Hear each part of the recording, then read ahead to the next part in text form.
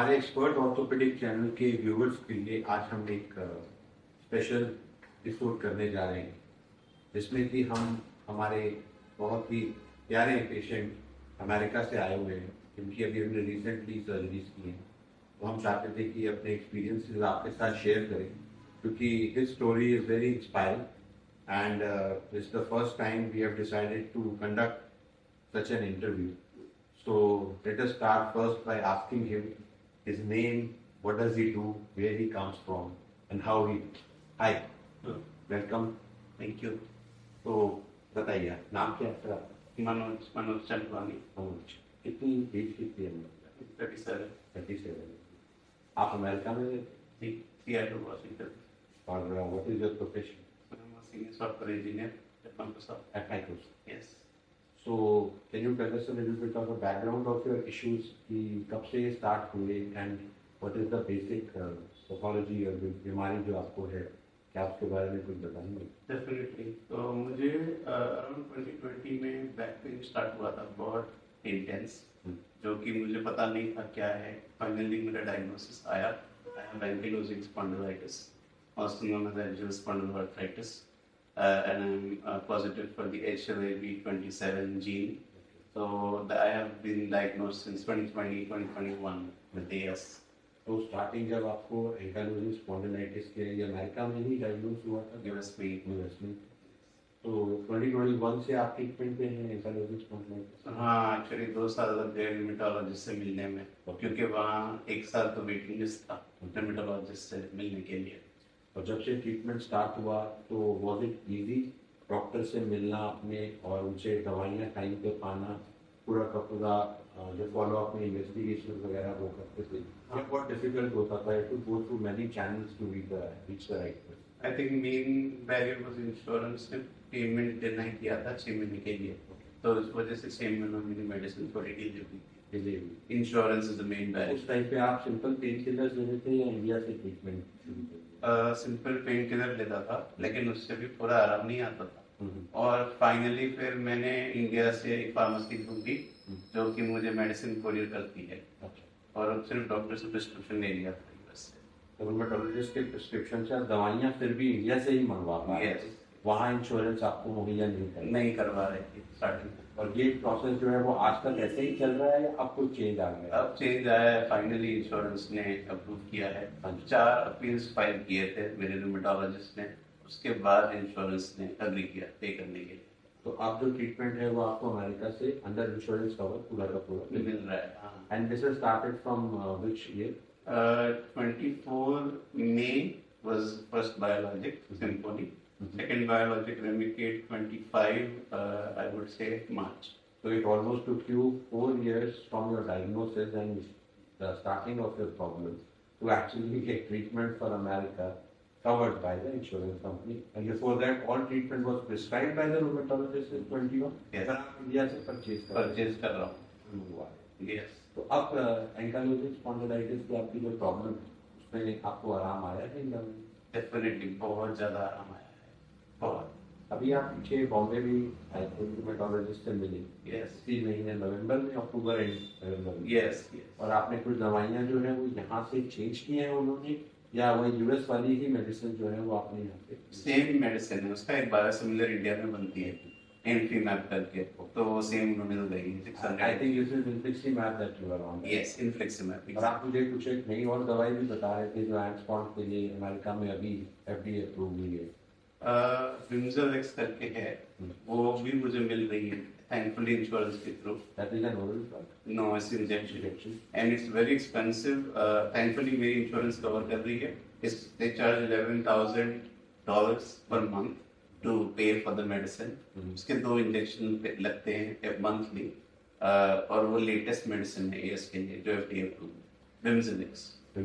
हाँ, वो इंडिया में अभी तक अवेलेबल नहीं। होपफुली जल्दी हो जाएगा, यू कैन गेट। तो ये जो आप इंडिया से दवाइयाँ मंगाते हैं इसकी आपकी अमेरिकन कंपनी पेमेंट कर देती है या वो आप अपनी जेब से देते हैं? वो मुझे अपने पॉकेट से करनी पड़ती है, पर मैं कोशिश करने वाला हूँ रिइंबर्समेंट के लिए। पता नहीं कितना करेंगे, but possibly. If they are able to do it, it would be nice, but we can save a lot of money. Definitely. अच्छा, मैं आपसे जो मेन सवाल पूछना चाहता था नेक्स्ट वो ये है कि आप नवंबर में जब आप इंडिया आए, हिंदुजा में आपने विजिट किया, उस टाइम पे आपको कुछ बहुत मेजर प्रॉब्लम्स फेस कर रहे थे आप फिजिकली, वो क्या क्या प्रॉब्लम? एक तो बहुत टाइम से मेरे ग्रिप स्ट्रेंथ में वीकनेस आती थी। अगर आप मेरे घर में कभी आएंगे तो आप देखेंगे कि मैं चीजें बहुत गिरा देता था फ्लोर पे। आम ऑब्जेक्ट्स जो डे टू डे चीजें अपनी होती है, कॉइन्स हो गए, पेपर हो गए, मैं आधी चीजें नीचे मेरे हाथ से गिर जाती थी। तो मेरी ग्रिप स्ट्रेंथ थोड़ी वीक थी। दोनों हाथों की? एक की ज्यादा, एक की थोड़ी कम। तो लेफ्ट की थोड़ी कम और हाँ। राइट की थोड़ी ज्यादा। राइट की थोड़ी ज्यादा। ये तो हो गई ग्रिप स्ट्रेंथ के बाद। हाँ। इसके अलावा नेक में पेन, शोल्डर्स में पेन, वहाँ क्या चल रहा है? डेफिनेटली नेक में बहुत बढ़ रहा था पेन। और जैसे ही मैं इंडिया आया तो मेरा पेन और भी ज्यादा बढ़ गया इंडिया आने के बाद, इस बार जब मैं आया। और काफी 2 साल से मुझे नेक में पेन था। मैं एक बार गिरा भी था, मुझे एक फॉल हुआ था जिसमें मुझे चोट आई थी। तभी मेरा नेक स्प्रेन हो गया था, सूज गया था 2 हफ्ते के लिए। और मैं काफी टाइम से ऊपर देखता था तो मुझे पेन आता था, ऐसे हाथ में पेन होता था, शोल्डर में मेरे बहुत टाइम से पेन था, लेफ्ट शोल्डर में। और वो तो ऑलमोस्ट 2 से 3 साल से था। और अगर मैं ऊपर कुछ काम करता था तो मेरे हाथ सुन पड़ जाते थे, वो भी था। तो एक चलते फिरते इम्बैलेंस की प्रॉब्लम तो लेटली नहीं फेस कर रहे थे? नहीं, इम्बैलेंस नहीं था, पर पेन डेफिनेटली था। और ये जो आप दवाई ले रहे थे इन्फिक्सिमैब, इसके और पेन किलर्स के खाने के बावजूद भी ये पेन सस्टेन करता था? जी, बिल्कुल सस्टेन करता था। तो इसके रिलीविंग फैक्टर्स मतलब कोई मिल नहीं रहे थे? नहीं, ट्रैक्शन किया था, फिजिकल थेरेपी करवाया, 6 महीने नेक की फिजियोथेरेपी भी ली, लेकिन उससे भी कुछ खास बहुत ज्यादा फायदा नहीं हुआ। थोड़ा थोड़ा इम्प्रूवमेंट आता था, पर फिर से पेन वापस आ जाता था। और ट्रैक्शन करते थे वो लोग यूएस में फिजियोथेरेपिस्ट, पर उससे भी थोड़ा ही रिलीफ आता था। फिर मैंने 2-3 बार इंजेक्शन लगवाए थे, पीआरपी इंजेक्शन, उससे भी मुझे थोड़ा सा फायदा हुआ। पीआरपी आपको यूएस में मिला था या इंडिया? यूएस में ही क्लिनिक था, फिजियाट्रिस्ट था, वो लगाता था। और लिगामेंट्स में भी लगाता था, फिर सेट जॉइंट्स में भी लगाता था। उससे भी मुझे बहुत ज्यादा कुछ लॉन्ग टर्म इम्प्रूवमेंट नहीं आया। 2-3 महीने के लिए अच्छा लगता था और फिर वापस पेन वापस आ जाता था। तो इसके लिए आपने कोई एमआरआई ऐसी रेडियोलॉजिकल इन्वेस्टिगेशन करवाई जिसके बाद आपको लगा कि आपको एक प्रॉपर स्पाइन सर्जन से मिलना चाहिए? डेफिनेटली मैंने एमआरआई करवाई। लास्ट कब हुआ? लेटेस्ट एमआरआई आई थिंक जनवरी या फरवरी में। एक्चुअली हिंदुजा हॉस्पिटल में जुलाई में मैंने एमआरआई किया है। तो लास्ट में बोलूँगा जुलाई में मेरा एमआरआई हुआ था। और क्योंकि मेरा दर्द बढ़ गया तो मैं आके मैंने रिपीट किया एमआरआई इस बार।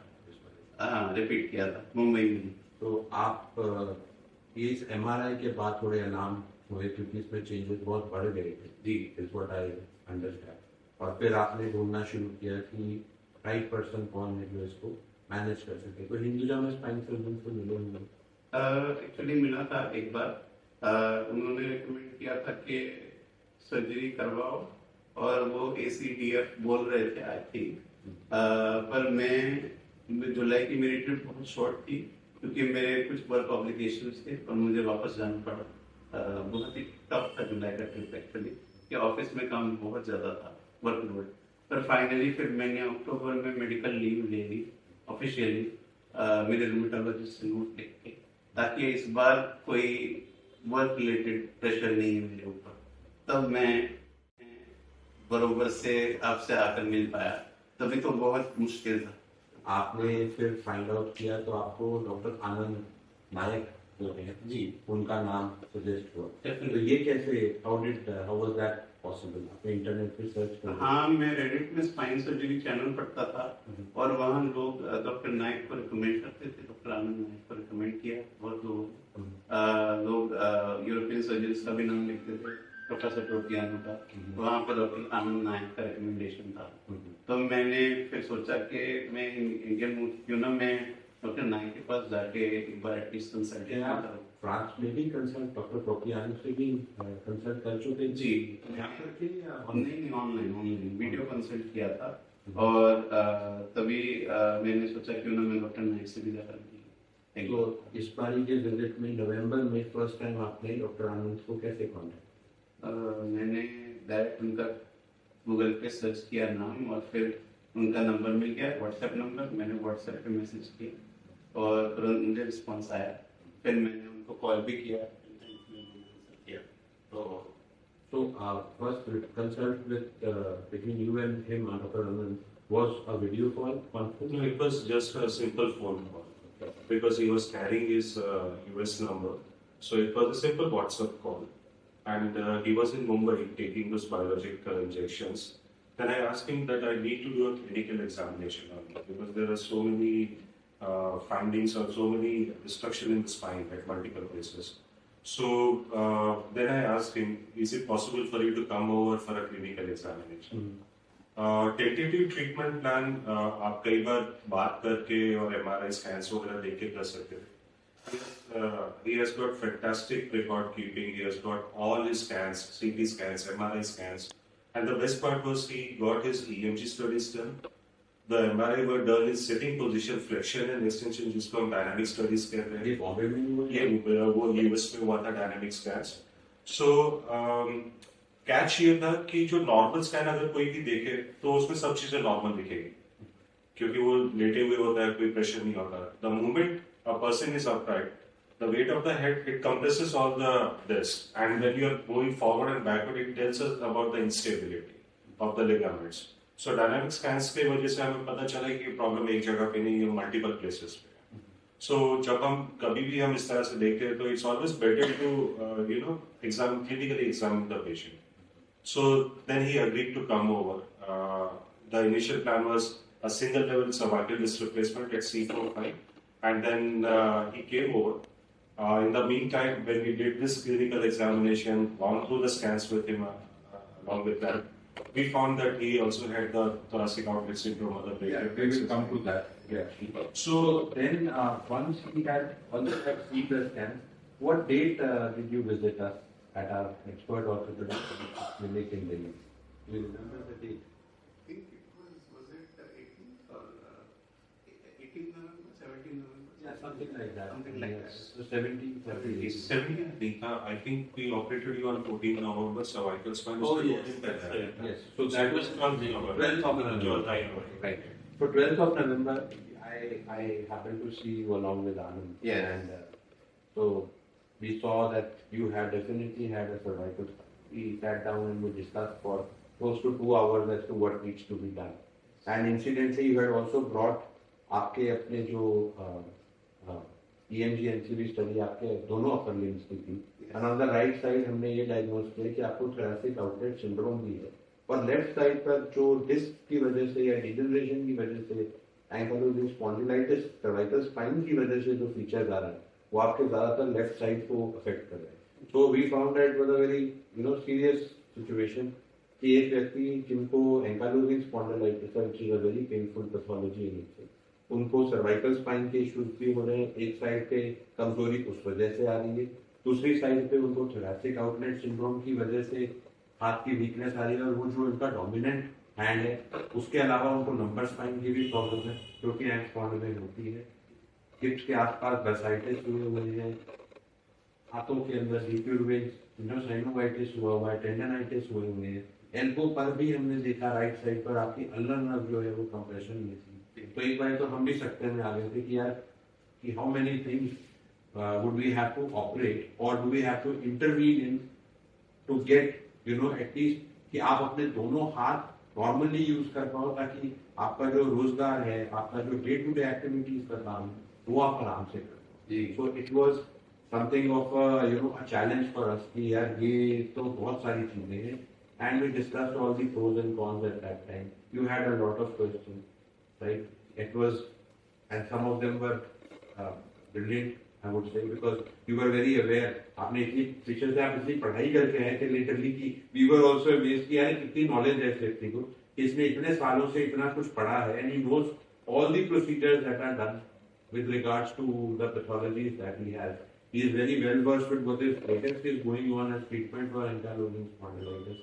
So it was so we genuinely wanted to help you to at least get, and that is what I had told you कि हम at least यार ये अगर कर सकेंगे both your hands are free to be used normally we would be very happy to do that. Definitely. So ultimately हम लोगों ने after due diligence and taking all precautions and consulting with the anesthesiologist, we decided कि हम आपके multiple surgeries जो है वो हमें इस visit में आपकी plan करेंगे. थोड़ा time restraint भी था because you had already pre-booked your ticket. Ji. So आपने हमें बोला कि I have to go back, मेरे काम का नहीं, क्योंकि मैं आप बॉम्बे से शायद आए थे. जी. बॉम्बे में आपने थोड़ा टाइम स्पेंड किया था, तो बहुत चैलेंजिंग था. तो अल्टीमेटली हमने सर्वाइकल स्पाइन की सर्जरी की आपकी, और बाकी और भी सर्जरी करी, जिसपे हम वन बाय वन आएंगे कि क्यों वो डिसीजन लिया गया, क्यों हमने वो किया. बट सबसे पहले आपकी सर्वाइकल स्पाइन की जो प्रॉब्लम थी उसका डॉक्टर आनंद से हम बात करते हैं कि जो इन्होंने प्लान किया, जिस तरीके से सर्जरी एग्जीक्यूट हुई, जो मल्टीपल लेवल डिस्क रिप्लेसमेंट आपका अल्टीमेटली ACDF की जगह हम लोगों ने प्लान किया, जो इनिशियली सिर्फ एक लेवल का था डॉक्टर आनंद. फिर आपने जब स्कैन देखे, क्लिनिकली हमने इनको एग्जामिन किया, हमारा प्लान 3 लेवल का बन गया, which is again in itself is a very major surgery. So why did you come to this conclusion that he needs a surgery at multiple places of cervical spine? One, and the second thing I really want to ask you, which from a doctor's point of view or any other spine surgeon point of view, कि why disc replacement in an ankylosing spondylitis patient, जिस बीमारी में हमें पता है कि ultimately सारे joints ने ऑटोमेटिकली फ्यूज हो ही जाना है आज नहीं तो कल, क्योंकि वो उसकी जो बीमारी है उसकी नीयत ही वैसी है, वो उसका एंड पॉइंट ही वैसा है कि सारे जॉइंट्स को वो खराब करके एक टाइम पर फ्यूज कर. So initially he traveled alone all the way from US, San Francisco, right? No. Yeah. So he traveled all alone, and he asked me one question. See, doctor, you have done the clinical examination and multiple procedures are selected. I'm traveling alone. I have no one with me. Is it possible for you to fix some of the problems and I can go back all alone? So I told him yes. A lot of people they are traveling to India now from US, Canada, European countries to get these kind of surgeries. So that was I had to extend and build the confidence in him that this is being done. In most of the countries, these kind of cervical spine surgeries, they are as daycare surgeries. Morning people, they get operated, by evening they are discharged. But Single level or multi-level also, because the nursing care is super good in those countries. We don't have that. Not only nursing care, also there is a social service which Yeah. provides certain amount of Exactly. care at home. Exactly. So, coming to the answer to this question, why multi-level and why artificial disc replacement in ankylosing spondylitis? We know that the joints are going to fuse. When? We don't know that. And what we did is try to preserve the mobility of the spine. If you're fusing the spine, say taking off mobility of that particular segment. Spine design है move करने के लिए, अगर वहां से आप movement हटा दे तो उसका सारा स्ट्रेस ऊपर और नीचे ट्रांसफर होता है, जिसको हम HSS सेगमेंट डिजनरेशन कहते हैं. अगर मैं इनका सिर्फ सुपाइन MRI देख के C4-5 में ऑपरेट करता, किस टेक्निक से, आर्टिफिशियल डिस्क फ्यूजन से, अगर ये दो सिचुएशंस आती, आने वाले टाइम में 2 से 3 साल या 4 साल के अंदर अंदर बाकी लेवल भी फेल हो जाती. अब जो वो फेल होती, मान लीजिए अगर मैंने फ्यूजन करा था और फेल होती, it's very easy for us to say कि फ्यूजन की वजह से HSS सेगमेंट डिजनरेशन हुआ है. लेकिन डायनामिक MRI को देखने के बाद आपको पता चला कि नीचे की दोनों भी फेल हो रही है.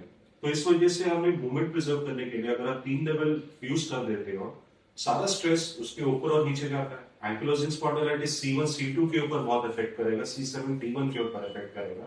सो इस वजह से जितनी भी रेंज ऑफ मूवमेंट्स है, we are not changing the course of the disease process. We are just preserving the range of movements till that fusion happens naturally on its own.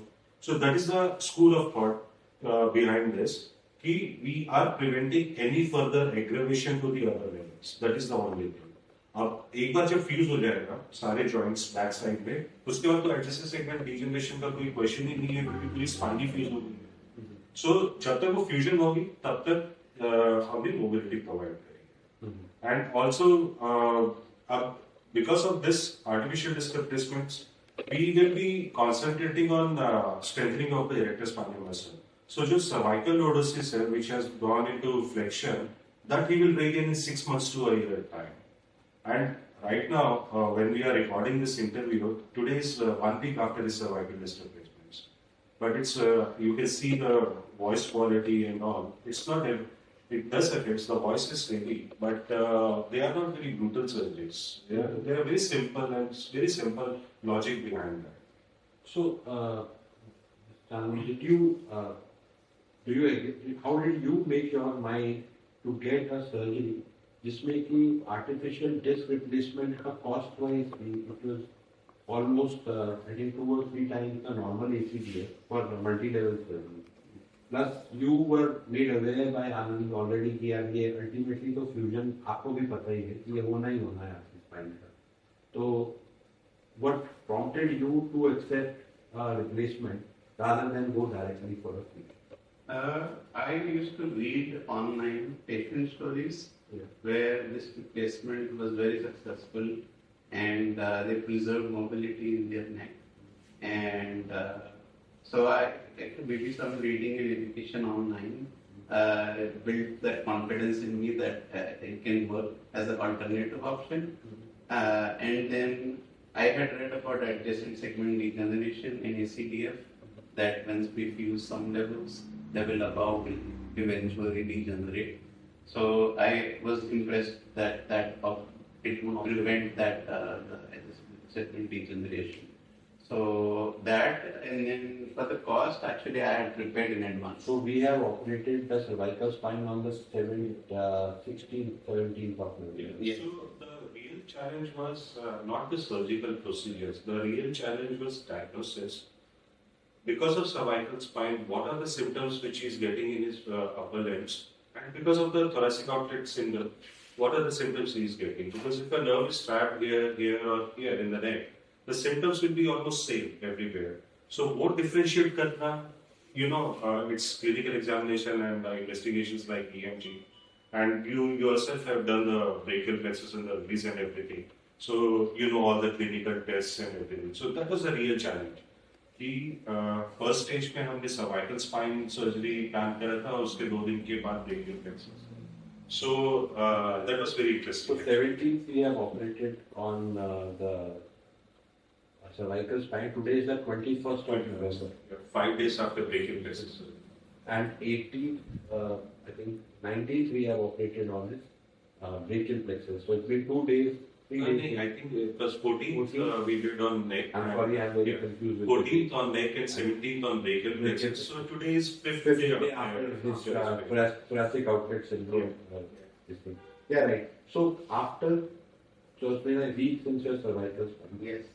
So please tell me how are you feeling? Much better. My grip overall is much stronger in my hand. There is a little bit of numbness over the last 2 fingers. I'm hoping that will improve over time. So that was the side which was more affected with your local nerve compression. No. I want to ask you more about your left side shoulder right now because I think as far as I remember your cervical spine was affecting mostly your shoulder and your C6, C5, C6, C4 regions, and you were having radiculopathy and weakness at the shoulder level. You had difficulty in movements there. Yes. So how are you feeling on your left upper leg? Much better than before, for sure. The pain that was going till my shoulder, that mostly is gone. That pain is disappeared. Strength-wise, I want to say maybe I'm 50 to 70% there in the shoulder improvement. Not 100% full yet, but I'm hoping it will come slowly. Yeah, it's very initial time after the surgery because now you will have to go through a proper rehab process to regain the strength that you have lost over the muscle. Yes. And obviously that neuropathic pain, which is it's a drag every time going down and causing numbness and that consistent pain and feeling of distress in the muscle. So that must have gone now. You must be feeling much better regarding that. So when you had come that day and when you presented your NCB, then you told us that on the right side I have weakness of the ulnar 2 fingers. I have weakness of the ulnar distribution in the hand. Yes. So and you showed us the EMG NCB to support that you had a severe thoracic outlet syndrome on the right side, which was caused by your tight muscles, neck cave, Carinus anticus medius, इनकी वजह से जो vessel की और nerves की compression आपके neck region में हो रही थी। Yes. तो मैंने आपको एग्जामिन किया and the test which are corresponding to support that were all positive for severe thoracic outlet syndrome. Now for me as a brachial plexus surgeon, the surgery was obviously is a major surgery because नेक के अंदर जब हम operate करते हैं तो सारे के सारे हाथ की नर्व सप्लाई, सारे की सारी ब्लड वेसल्स उधर से ही निकल रही होती है and damage to any of those can be very bad for the patient. तो पहली चीज जो मेरे दिमाग में ये भी थी कि Anand will be operating on the cervical spine which is also very symptomatic. तो मैं अभी करूं या मैं डिफर करूं इस सर्जरी को, पर देन वी डिसाइडेड कि चलो हम 2 दिन अपार्ट ये दोनों सर्जरीज करते हैं। तो 14 and 17 we have operated correspondingly 14th को cervical spine और 17th को फिर thoracic outlet syndrome। और जब हम 17 को ऑपरेट कर रहे थे तो at the back of my mind Anand I had this question and I have asked you this question honestly कि मैंने आपकी इधर पे जो कंप्रेशन कर रही थी मसल स्केलिनस एंटिकस मीडियस स्टर्नोक्लीडोमास्टोइड सर्जरी में मैंने वो सब जो है वो रिलीज किए, क्योंकि अगर वो मैं नहीं करूंगा तो वो नसों के ऊपर जो दबाव कर रही है, मेजर सबक्लेवियन आर्टरी जो हाथ के आगे सप्लाई दे रही है उसको दबाए जा रही है और आपको न्यूरोजेनिक और वैस्कुलर क्लॉडिकेशन हो रही है, जो दर्द हो रही है वो नहीं जाएगी। तो उनके काटने के बाद जो डिस्क रिप्लेसमेंट आनंद ने किया है कहीं उस वजह से सर्वाइकल स्पाइन का जो कर्वेचर है वो तो नहीं इफेक्ट हो जाएगा। So I would like to ask Anand for our viewers this question. So cervical spine का curvature effect नहीं होता क्योंकि जो ligamentous annular balancing होती है उसी की वजह से devices अपनी जगह पे रहते हैं। 5 से 6 हफ्ते में device will be part of his body and it's very difficult to take them out. And mainly जो muscles है rectus spine या पीछे back side पे facet joints होते हैं mainly वो है। गर्दन के जो मसल्स हैं we call them as strap muscles, they are very important क्योंकि इमेजिन करो एक पेन के ऊपर एक रबर बैंड लगाया है, आप एक साइड पुल करोगे तो दूसरी टाइट होगी, सो इस तरह का बैलेंस रहता है। लेकिन स्पाइन हमेशा स्ट्रेट रहेगी क्योंकि एनुलर बैलेंसिंग हमें इसमें देखना होता है। सर्जरी का सबसे सिंपल सा ट्रिक है कि फेसेट जॉइंट कितना डिस्ट्रैक्ट है।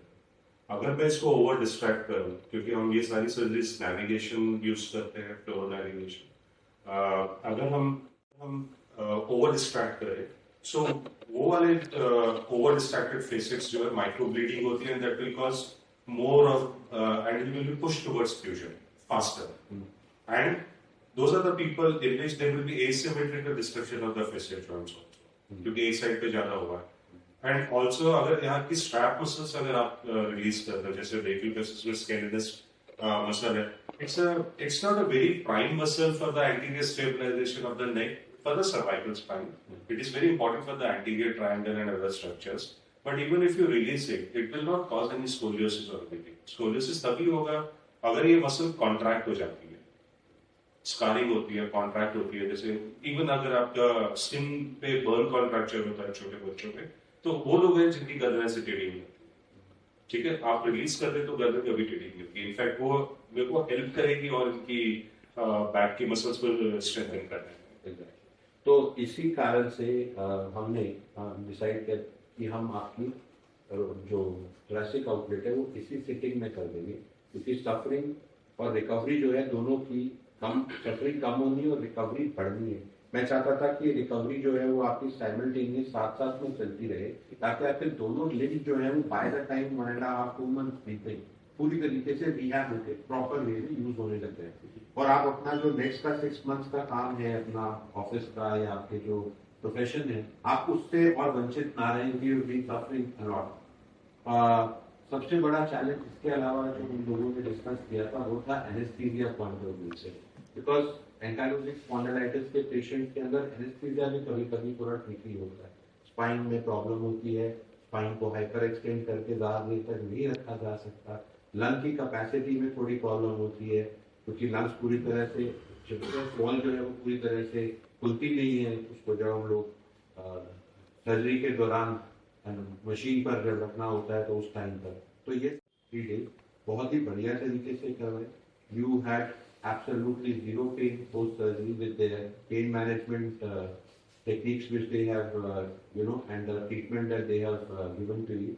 And the surgery went so smooth that I never felt that you have been operated 2 दिन पहले 3 दिन पहले on your cervical spine with such a major surgery, and today you are undergoing another major surgery, which is absolutely, it is remarkable the kind of things that they have done for us. So I would like to really thank Dr.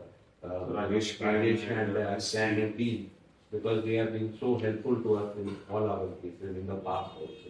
So then आपकी जिस दिन हम लोगों ने cervical spine operate किया है, उस दिन हमने आपका एक बरसा हिप का बर्साइटिस जो हुआ था, I have remove that also, ताकि आपको जो हिप में पेन बहुत ज्यादा हो रही थी चलने में, it was affecting your gait, it was affecting your sleeping on that side, it was affecting your sitting posture, तो वो भी आपका ठीक हो गया. How are you feeling with the bursitis? Much better.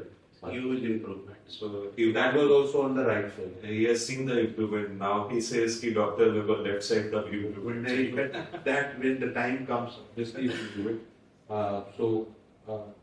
उसके अलावा आपको 2 और प्रॉब्लम थी राइट अपर लिम्ब में, which was एक तो decurving sinusitis था, जिसके लिए आप प्रीवियसली इंजेक्शन स्टेरॉइड वगैरह का लगवा चुके थे पर रिलीज नहीं था, और दूसरा आपकी अंदर नर्व की कंप्रेशन जो सेकंड स्पॉट था वो आपकी एल्बो पे बना हुआ था, जिसका एक पार्शियल रिलीज पहले अमेरिका में हो चुका था, पर it was still troubling you even after that. Yes. And we decided to do it simultaneously all the 3 things in the same sitting. तो पहले आपका थोरेसिक आउटलेट डिकम्प्रेशन हुआ, सेम सिटिंग में अल्नर नर्व का इंटीरियर ट्रांसपोजिशन हुआ, तीसरी sitting में तीसरे स्टेप में उसी दिन डीकर्वेंस सिनोसाइनोवाइटिस ऑपरेट हुआ. तो ओवरऑल आपका राइट अपर लिम्ब जो ये सारी नर्व डिकम्प्रेशन सर्जरीज हुई है उसकी वजह से, और लेफ्ट वाला जो है वो सर्वाइकल स्पाइन की जो आपकी सर्जरी हुई है उसकी वजह से, आई एम रियली होपफुल कि आप अब at least after about 1.5-2 months, the way you have been suffering and the way you have been unable to do your daily activity, it should really make a drastic change in all those things for the better. And मैं आज हम लोगों ने ये interview इसलिए किया कि आप इतने ब्रेव आदमी हैं, आपने जब हमने आपको एक सर्जरी एक्सप्लेन करी आपने हम पे trust, thank you so much for that. These were absolutely major surgery. आप इतनी दूर से हमारे पास आए, आपने हम पे ट्रस्ट करके ये सारी सर्जरीज कराई, और your bravery is because not only because you are traveling alone all the way from America, but even the next day of the surgery, I told him when I had done with the thoracic outlet, मैं morning में गया, आराम से 6 table पे बैठ के खाना खा रहे थे. It's very happy moment for a doctor कि आपने किसी पेशेंट की इतनी मेजर सर्जरी डे बिफोर करी हो और वो बैठ के आराम से नाश्ता कर रहा हो, and he gets up and greets you कि hi doctor, how are you So feeling. यहाँ पे मैं एक चीज बताऊंगा. ऑब्जर्वेशन ये है कि जितने भी फॉरेनर्स हैं जो इंडिया आते हैं specifically from developed countries, they are very brave. They know it's a surgery. वो सर्जरी को सर्जरी की तरह ही लेते हैं. मतलब हमारे unfortunately, I am really sorry, this is my observation, हमारे इंडियन पेशेंट्स जो है वो सर्जरी होगी, मेरे को तो हिलना नहीं है, मेरे को बैठना नहीं है, ये बहुत बड़ा डर फैला हुआ है.